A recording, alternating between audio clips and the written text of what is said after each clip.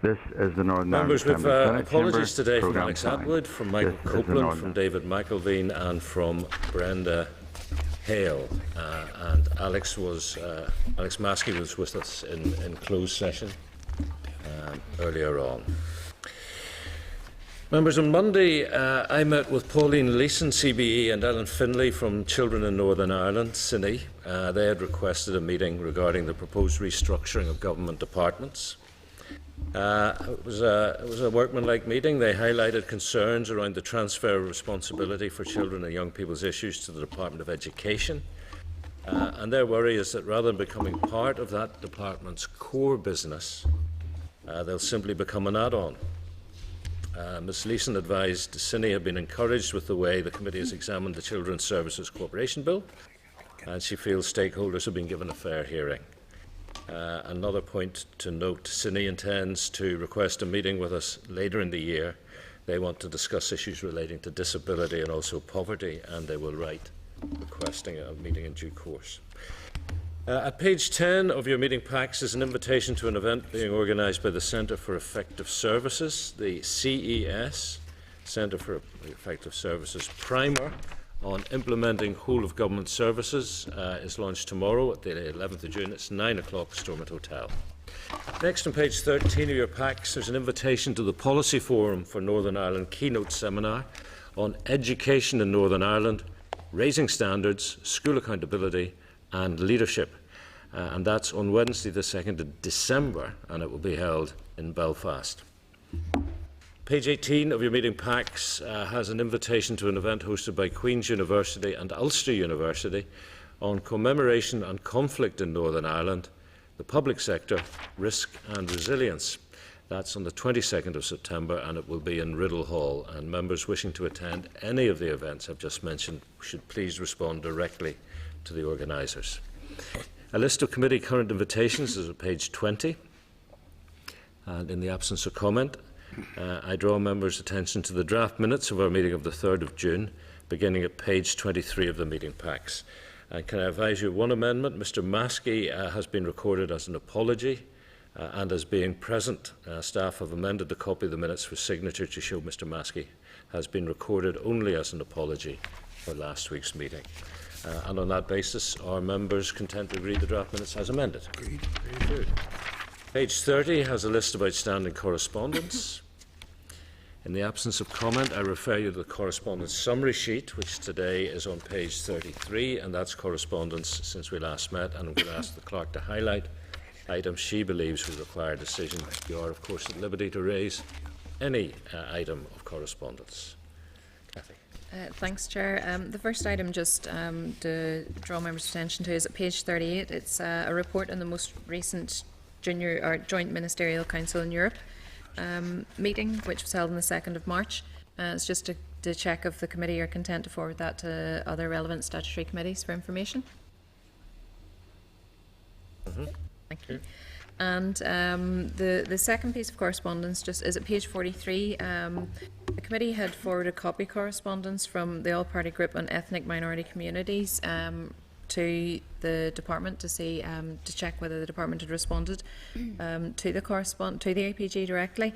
The department has advised it didn't receive the correspondence from the APG, but it does actually go on to say that the applications regarding the Minority Ethnic Development Fund were notified of decisions on the 8th of May, and letters of offers have been backdated to the 1st of April are being drafted. Just to ask if members are content to forward that copy of the department's response to the APG for information. And that's it from me, Chair. Okay, Cathy, thank you very much indeed. Members, item 7 is the draft forward work programme, which is between pages 47 and 49 of your packs. Can I ask, are there any amendments that are being proposed? And if not, are you content with the proposed forward work programme? Okay, members, we move to consideration of the Children's Services Cooperation Bill. When we were last briefed by the Department, officials indicated a number of areas for proposed amendments to the Children's Services Cooperation Bill. And you can find an outline of those in your packs between pages 43 and 45.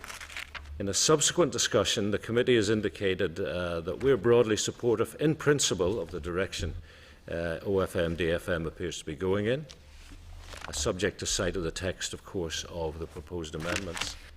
And we had previously noted correspondence from the bill's sponsor, Stephen Agnew, who has also indicated that he is generally supportive in principle of the direction being taken by OFM DFM. However, he does advise that he would also need to see final proposals before deciding whether he believes further amendments would be required. His correspondence is at page 38. Now, unfortunately, the draft amendments from the Department are still under consideration within the Department, so the text is not available for us to consider today. We have a very tight timeline now within which we report to the Assembly. And if I could draw your attention to page 79, you will see that timeline. And we have to agree the final report on the 1st of July. And today we were supposed to consider draft amendments ahead of clause-by-clause scrutiny next week. However, members, it is our understanding that the Department is very close to agreeing their amendments, and as we are supportive in principle of the direction of travel, there is an option of calling an extraordinary meeting of the committee as soon as those amendments come out, or as soon as practicable thereafter. So, for example, if they were to come out on Friday, we might try for a meeting on Monday. Would members be content with that approach, that if the amendments come out between now and next Wednesday, we go for a meeting as soon as we can practically organise it? Great. Okay, thank you very much.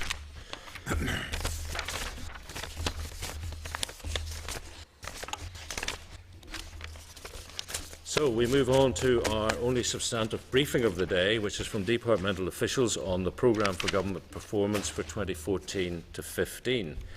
The commitments that we are considering are numbers 31 and 32, the Social Investment Fund. 33 is childcare. 34 and 37 are delivering social change. 35, the Social Protection Fund. 38 is the extension of age discrimination legislation, and the final programme for government commitment is number 67, which is now Together Building a United Community. Your clerk's brief is on page 81 of your packs. Your blue folders have been updated with the papers from the briefing from last March, and papers in respect of this session were received at 12:53 p.m. yesterday, so they're in table packs. And begin at page 20. And we welcome Gráinne Killen, Joe Reynolds and Mark Brown. 3 weeks in a row. If you're the World Cup, we would get to keep you.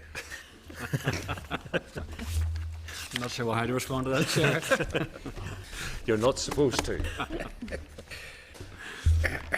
Well, thanks very much, Chair, for inviting us along today to talk about the programme for government.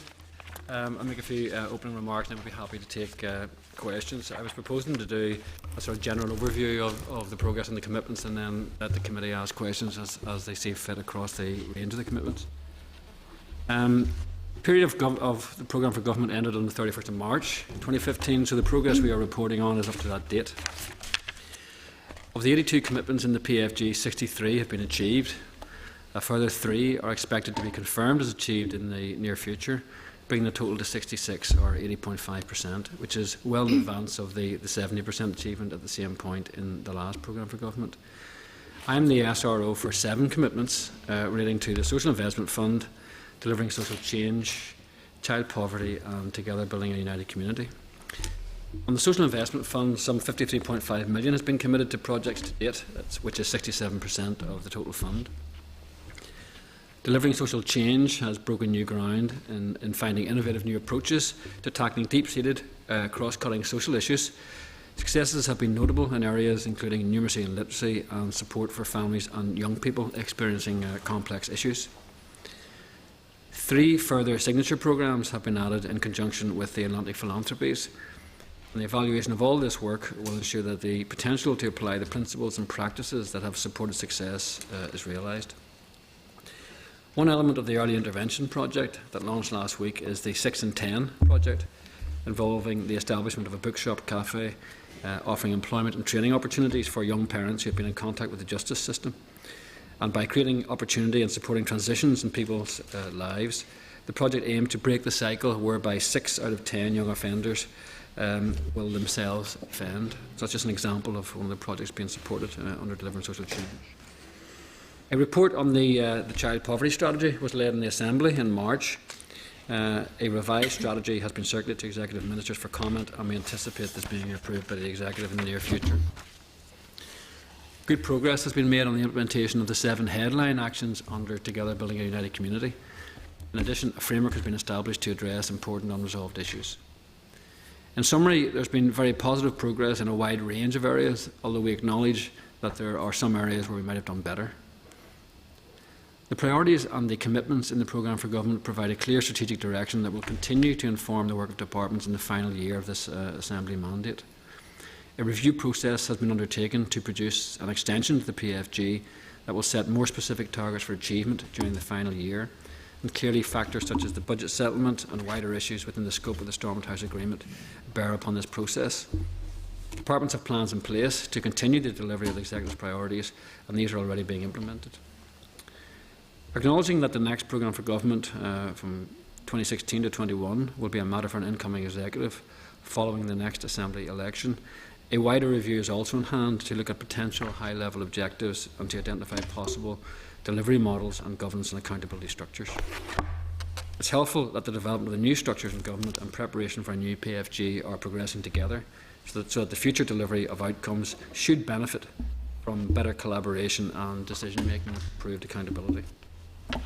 So that's just some general opening comments. Happy to take any questions on the specific commitments that the committee may have. Thank you, Mark. Actually, before we go to the specifics, I actually want to talk about the reporting mechanism, because you've actually changed the format. Why has that happened during a live process? Well, we're coming to the end of the programme for government, and what we've been seeking to do is to provide information in a more user-friendly format for the committee, setting out the overall commitment, the milestones, the background, the progress in the last quarter, and then a summary of the current position to try and present that information in a more coherent way and more accessible way. But you've changed the narrative. And I just mean it's now called background. It used to be called strategic context. But if you look at what were jointly commitments 31 and 32, the strategic context, which is now background, in strategic context, it used to say the executive needs to find new ways to ensure effective cross-departmental working, and that's been expunged. Why is that?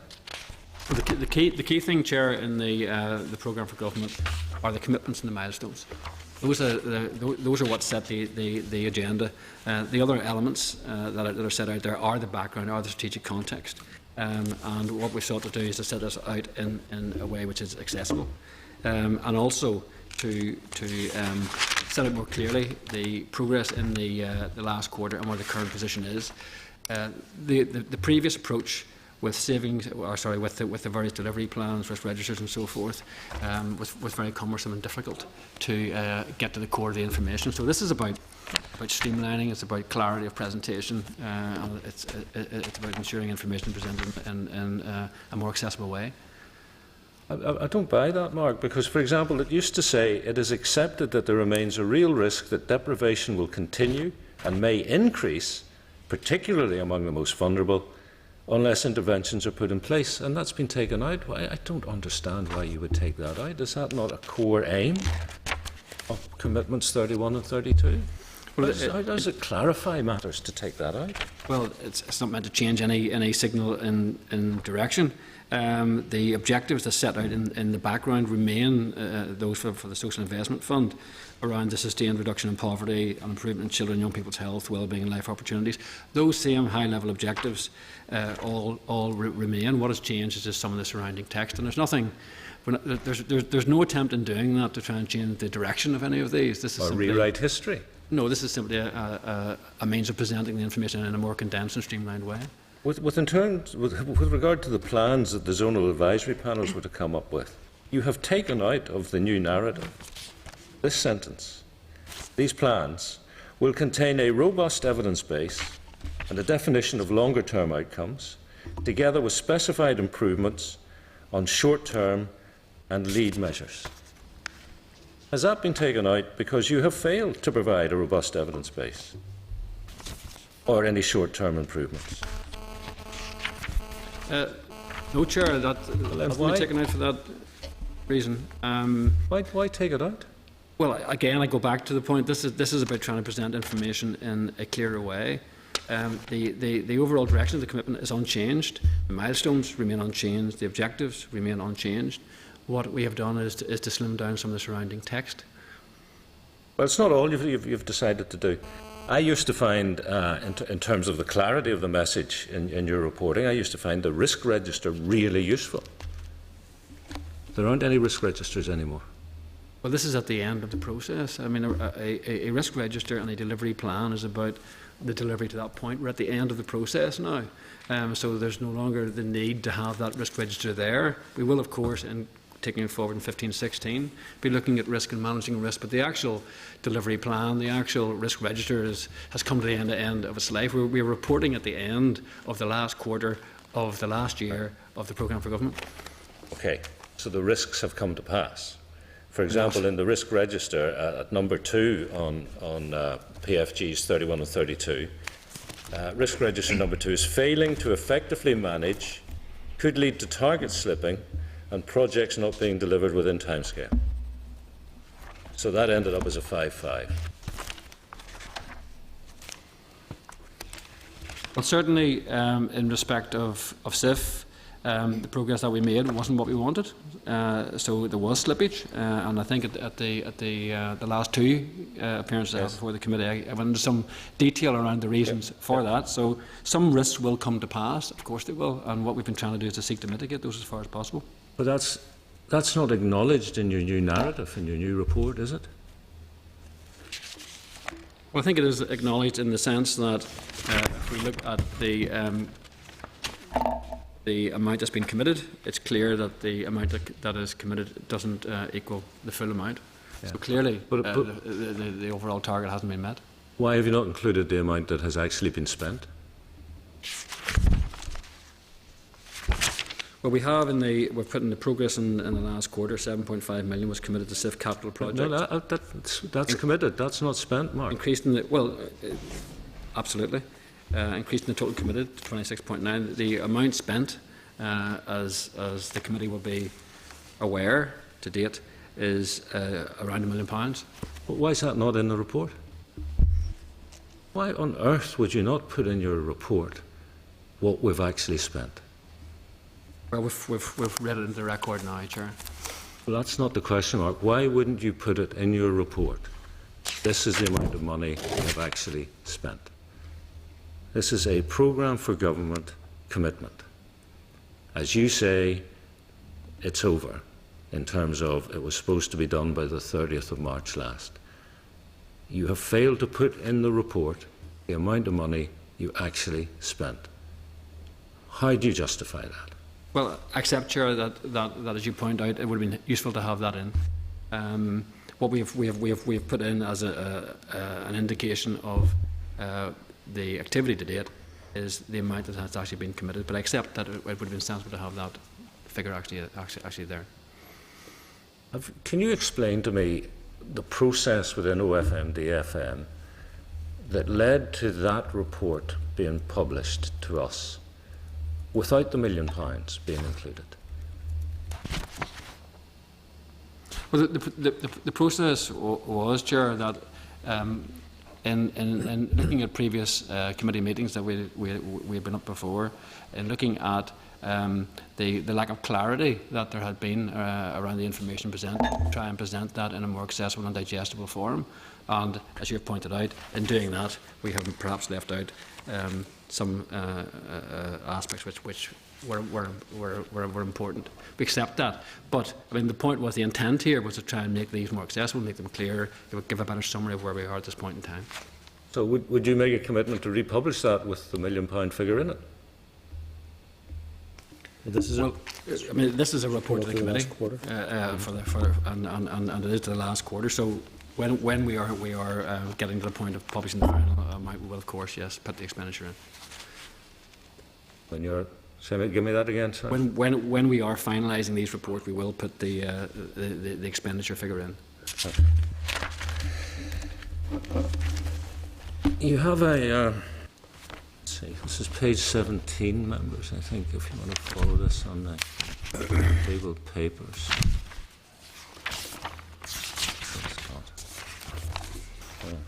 Not page 17 anymore, members, sorry, I'm going from a previous table papers. Chair, can I ask a quick supplementary thanks, while yeah, you're please do. looking for that? Just in relation to kind of processes. Mark, you said that obviously the programme for government would have to be extended by a year to include 2015-16. Obviously, we're pretty much a quarter gone in that year, so is there a timescale for publication of information in relation to what that year extended programme for government is going to look like? I presume with new targets and milestones for some of those projects, yeah?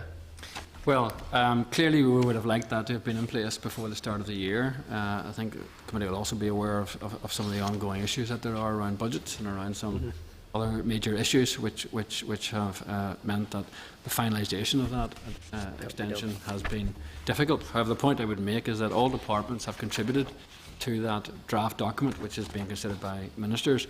They will be working to those draft documents in the interim until the final document is produced. But there's no doubt that the financial uncertainty and some of the other major issues have led to a delay in the actual programme for government being finalised, but it hasn't prevented departments from having business plans and working through those targets, many of which are a carry-on and a follow-through of existing commitments to produce more along the lines that were already set out. There were a small number of additional commitments that had been identified, and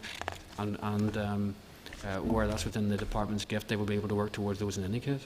So there is a draft PFG for 2015-16? There is, yeah. Okay. Notwithstanding the sizable difficulties that you rightly outline, what is the process by which committee contribution, scrutiny, consideration of that PFG be brought to bear? Well, that is currently with ministers. I presume when ministers have looked at that, there'll be an opportunity for the committee to provide some input around that. Suppose that just, Chair, indicates another extremely unideal aspect of the delay on the budget and welfare reform, is that we're operating a draft PFG that committees have had no scrutiny or contribution towards as well, which is a non-idea. Okay, thanks for the supplementary, Chair. Thank you. I've got myself page numbers right here. This is Commitment 31, which is the 40 million of SIF money for dereliction. And in our PAC's members' tables pack at page 22, this is under the headline Progress in Quarter 4 of 14-15. There are 3 bullet points, and the second one reads, work is continuing to achieve allocation of the full SIF budget. A dedicated multidisciplinary business case team has been established to support this process. In the last report, Mark, under key actions for delivery of commitment, one of the key actions was to establish delivery teams to support communities to develop strategic area plans, and that was achieved in May, June of 2012.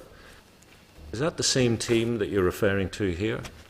No, those teams are quite separate, Chair. This latest team really is a bringing together of resources within the department to try and fast-track through, and by concentrating the necessary specialist resources in one unit, to fast-track through those projects for which there are economic appraisals that have not yet been approved. The previous teams, I think, were out supporting the actual steering groups themselves. Part of the difficulty I've referred to previously was that when some of these ideas came in from the steering groups and with the economic appraisals that have been prepared by, supported by private consultants, that there were quite significant gaps either in the detail required for the project, or indeed in the information required, or there were some supporting commitments say from other funders or from other parties involved in the project that weren't set out clearly. So we have had to look through those and develop the economic appraisals to the point where they could be approved. And it was to try and fast track that I established that team in about five or 6 weeks ago. So we have together in co-located in one spot the economists, the finance people from the SIF team, some of the SIB staff who are supporting us. They're all together around the same table, working together on this and going out actively out to the project, trying to seek further information to clarify. So this is very much a proactive team trying to fast track these projects on to try and increase the pace of approval and of spend. Are they all staff, or are there any consultants? They are all.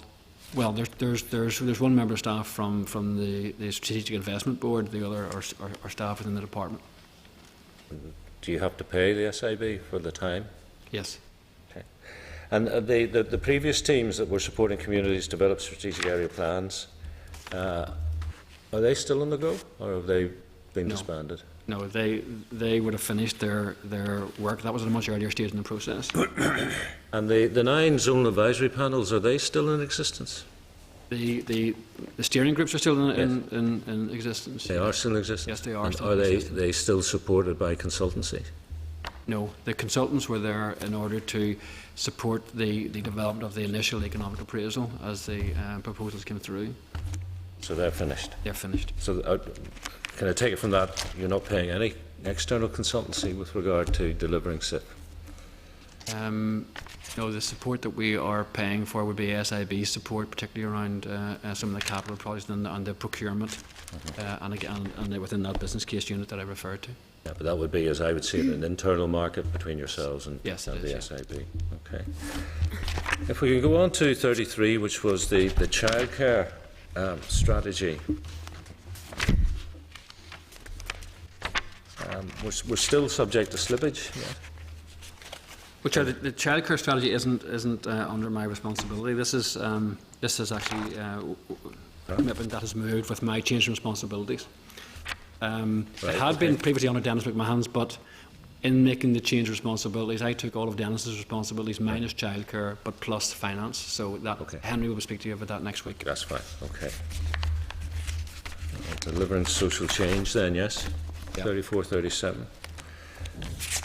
Sorry, Chair. Are we taking no questions then on the childcare? No, because it's not Mark's area. So we'll have 2 sessions, Bronwyn, on delivering the programme for government. So it'll be next week. Right.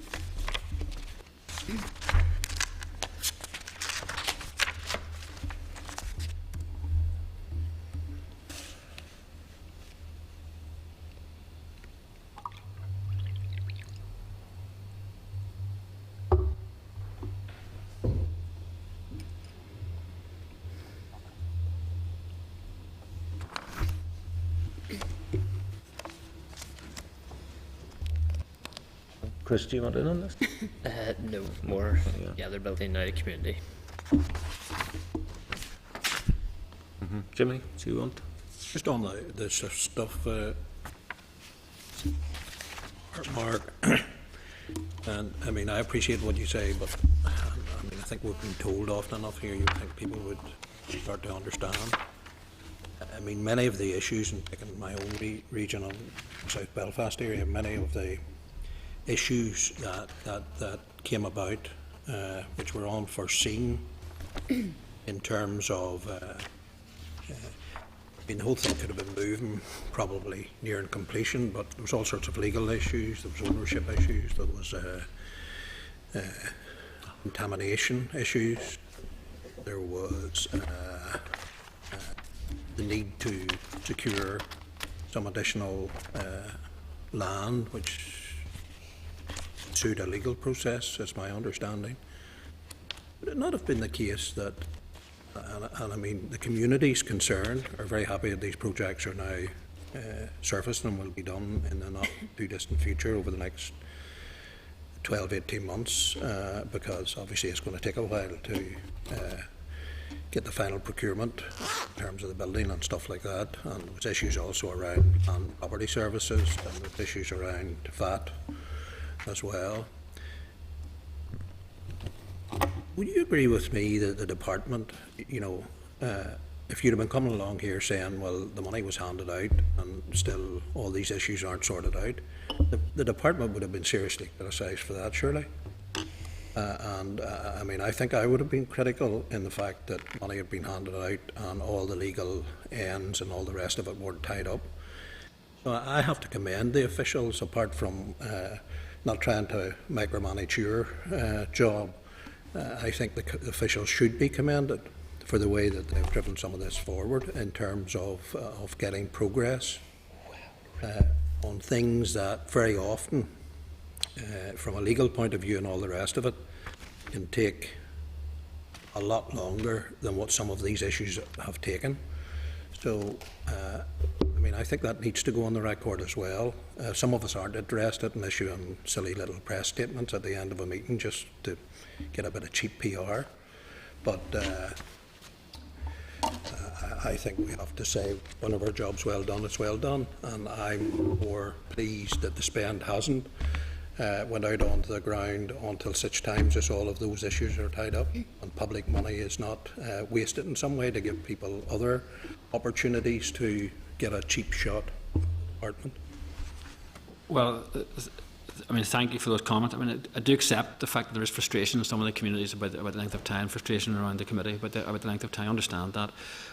But I think I have tried to demonstrate over the last number of meetings just some of the issues, and you alluded to a number of them that can emerge when we're trying to take these projects forward. And as you rightly point out, money has to be spent appropriately. It has to be spent to gain maximum effect.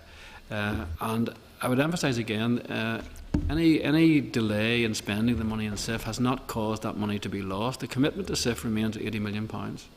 That is a commitment from the executive, so that £80 million will be spent, and any monies that have been made available over the last number of years have been then diverted to other delivering social change projects, which otherwise would not have been affordable.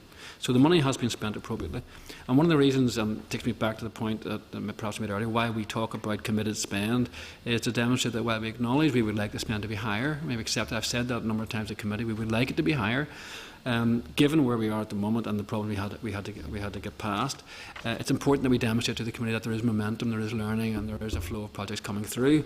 So that is why we have talked about the 53 million that's committed to 33 projects, which is 67% of the budget, which is now committed, and the action we've taken with the business case unit to focus on the 22 unapproved projects to try and drive those on through and get to the point where we'll be able to get all of these projects up and running. So we acknowledge we would like to have done better, but we're trying to give the committee a clear sense of the progress that is being made and that will be made But it's been a very appropriate use of the public money that has been committed in terms of not allowing it to go out there until such times as every single issue is tied up. Well, absolutely. There had to be that scrutiny because some of the proposals would not have been value for money. Some of the legal issues simply you couldn't have proceeded with the project without having those resolved. Thanks, Mark. Well, as we're all putting our opinions on the record, let me formally invite Mr. Spratt to come down to my constituency, where I'll introduce him to some community groups who are most unhappy with deployment of SIF. Come into South Tyrone, we got nothing. Sorry, didn't hear that. My understanding was there was some down there that were in the pipeline, and maybe once things start to speed up. I'm across the detail of it. So I think the final one would be what is now T-Buck, Mark. And again, we have, as you say, you're with us for the third week, so we are perhaps going over ground a little bit. But SIF is handing back 5 million of capital in June monitoring, and there's a bid for over 3 million T-Buck. Just remind us what that would be for specifically. Yes, Chair. £5 million capital is going on a range of projects and the capital bid.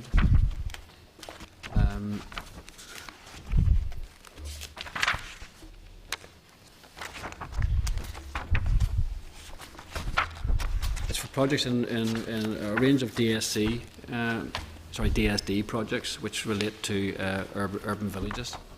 and there's some funding, I think, for a Bright Start. Okay, to return to your report here, in terms of the current position, some developments. The ministerial panel has been widened to include representatives of NICVA, the Housing Executive, and Solace.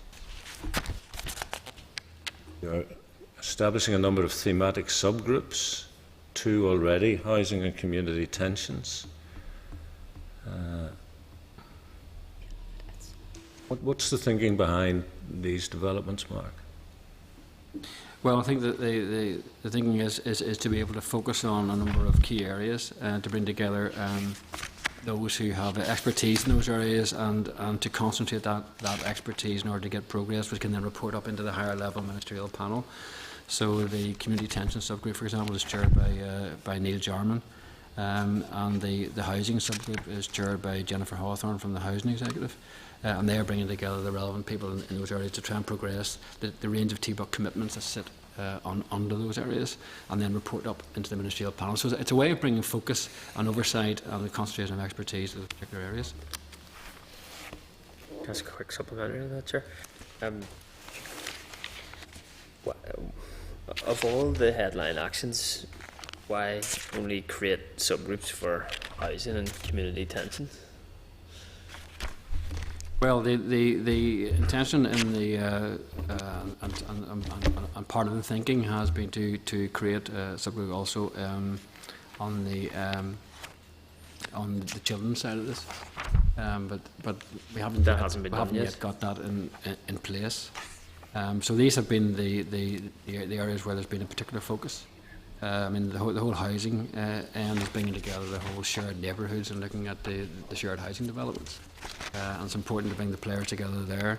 And the community tension subgroup is a means of bringing together the various parties to try and give an indication of where there's heightened tension and the potential for issues to emerge, of which the range of statutory authorities should be aware, to enable them to make the necessary preparation. So it, if you like, is an early warning subgroup of the sort of issues that can come through, and to make sure that the statutory authorities are aware and can take appropriate action.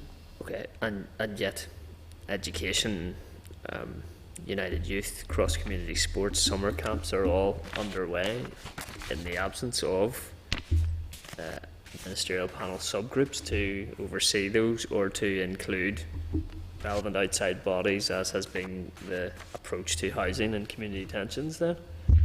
Yes, I mean, in some areas there isn't a necessity to bring together the panel. So I mean, it's a question of looking at the areas where this sort of approach best fits. I mean, where there's clarity over the programme being taken forward, and where there's clarity over the players, the key players who would be involved, you know, those are being taken forward. And you mentioned the shared education campuses, and they are being progressed. United Youth is being led by Dell, drawing in others as appropriate, and that's being taken forward. The shared neighbourhoods is being taken forward under the aegis of the housing subgroup. The summer camps is being taken forward by OFM DFM in conjunction with the Education Authority. Supplementary, Chair, on this issue. The ministerial panel has included NICVA, I presume, as an umbrella body for the community and voluntary sector, and yet the umbrella body for Community Relations Council, does not appear to sit on the ministerial panel. Is that right? And if it is, can you advise us as to why? Well, the Community Relations Council would be able to feed into that panel through the department. It's an arm's length body of the department, so we do get input from them. But I can come back to you. Housing Executive surely is associated to DSD as well, but they're still there. Yeah, I mean, I can come back to you on the detail of that. Okay. Just in terms of the. Thanks for the supplementary, Chair. No problem. Mark, when do you think we'll see the Equality and Good Relations Commission up and running? Well, that's still under consideration in the department, Chair. As you'll be aware, there is a commitment in TBUC to establishing the commission. But there are a number of issues associated with that, including legislative issues. So it still is under consideration. And what we're doing in advance of that is to work with the Equality Commission and Community Relations Council to look at the extent to which the aims and objectives that were envisaged for the new Commission can be delivered by these respective organisations within the existing remits and varies. So, in other words, to achieve the benefits of that new Commission under the existing arrangements while the legislation, while the issues around the establishment of the new Commission are being sorted out. Is it possible that you could legislate for the creation of that commission within this mandate at this stage? I think it's highly unlikely that there would be sufficient time, even with accelerated passage, to do it at this point in time. May I ask supplementary on that Yes. particular issue as well, Chair? Tied up with the creation of the Equality and Good Relations Commission is a key commitment in the strategy to bring forward an enhanced good relations impact assessment, which I believe links into a Stormont House key commitment as well to conduct an independent audit of the cost of division for each department and to identify ways to have policy and spending more in line with a shared future. So, are neither of those key actions likely to be delivered either this mandate? Well, the action being taken in this area in respect of dealing with the costs of division is in fact the TBUC strategy itself. It's in trying to take forward the good relations policy. It's in trying to develop and improve relations between the two communities, to try and deal with the cost of the division. There are also a range of initiatives, obviously, within that, which are promoting sharing, such as the shared education campuses, the shared neighbourhood. So it's the TBUC policy itself and the actions within it, which are dealing with many of those costs that arise from the cost of division. Okay, but those specific actions, no particular update. Well, I'll come back to you in the detail Okay, of that, okay. Chris. Thanks, Chair. And I think maybe finally for me, Mark, the milestone for the last financial year, 14-15, for this commitment was to achieve milestones and review performance against the strategy. Has that been done? There hasn't been a formal review done of that, Chair. What we do is we have established a set of good relations outcomes, and we are identifying progress from all the actions that are taken within the strategy against those outcomes.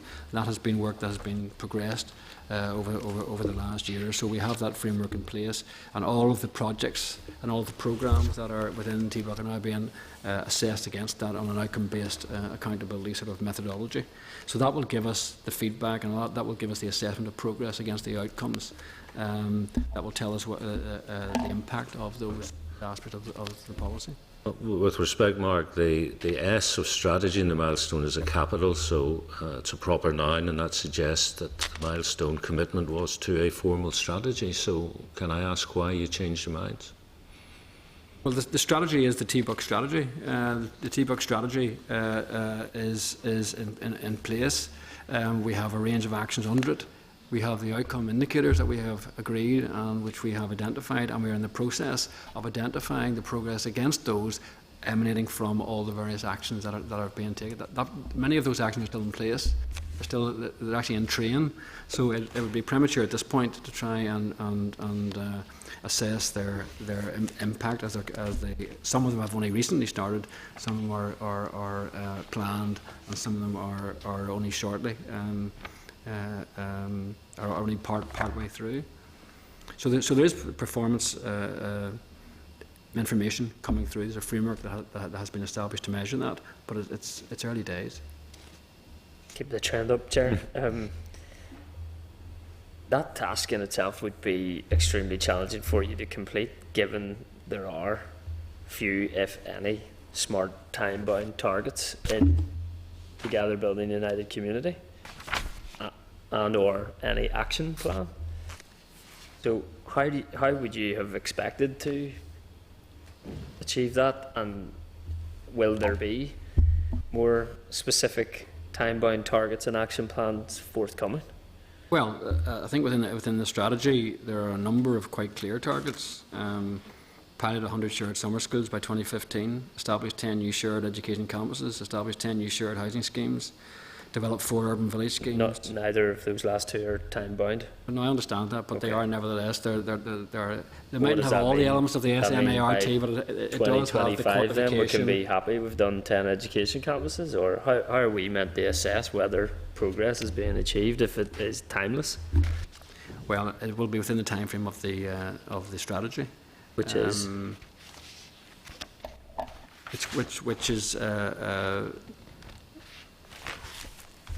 Which is over the 4 or 5 years or so from the initiation of the strategy. Is it not 10 years, given the interfaces have a target of 10 years? I think, Chair, that in relation to some of them, the shared summer schools was by 2015. So there's a range of different dates that have been identified. In terms of the removal of interface barriers, it's by 2023. So the strategy set a range of different targets within those, and But presumably it's the furthest away target that defines when the strategy comes to a close. Chapters may be closed along the way. I think that's a fair comment in terms of, okay, there are some targets in there to work with, so for that reason why not have a more detailed action plan against which to keep track of progress, and perhaps endeavour to add targets to where there are clearly gaps as well then.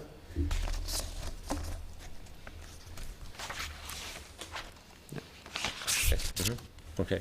I did say that was the last one, but One more. just the summer camps, because I'm seeing over 150 applications have been assessed for summer camps, and the applications closed on the 8th of May. Are you in a position, Mark, to tell us how many applications were successful? let's see just what I have here, Chair. There were 154 applications, as you indicated, and the applications have been assessed by 5 sub-regional assessment panels, chaired by the Education Authority. And no letters of offer have yet been issued, but the successful candidates, I understand, have been informed by phone, and we're currently working up the letters of offer for those. I haven't got the actual figure. Yes, they come from the Education Authority, but I haven't got the actual number with me. But I can make that available to you. The process is complete, and the successful applicants are aware. They have been Didn't get on they with have it. been verbally informed that they have been successful. We haven't got to the point of a formal letter of offer. Okay. Members content? Sorry, Chair, one other question, I suppose in relation to performance review as well, and you rightly say that obviously the ultimate aim of the Together Building a United Community is to build a united community and to improve good relations and tackle division. So can you give us an update with regard to the review of good relations indicators, given that 2 years into the strategy we have no new good relations indicators against which to measure impact? Well, I mean, a range of good relations indicators have been developed, and they are being used to assess the progress of the various strands, and I'll come back to you with the detail of those. That'd be helpful, Chris, yeah. because they Obviously are there was in place. a formal consultation on the good relations indicators, if I'm not wrong. So I would have expected to have received some sort of update or outcome in relation to that review. Yeah, well, we'll get you that update. Okay, folks. So I think that's it. Except to say, Mark, obviously we wouldn't just have an interest in the programme for government for the extended year of the mandate. You know, it is our job to scrutinise and advise and assist ministers. So it is a duty and responsibility which we cannot discharge without sight of the draft. If we could leave that with you, Gráinne, Joe and Mark. Appreciate Thank that. you very Thank much you. indeed. Any other business, members? Then, with the proviso that we may be convening earlier than next Wednesday, should we need to discuss the children's services bill. We are adjourned until Wednesday the 17th at 2 p.m. when we return to the mothership at room 30. Thank you. Adjourned.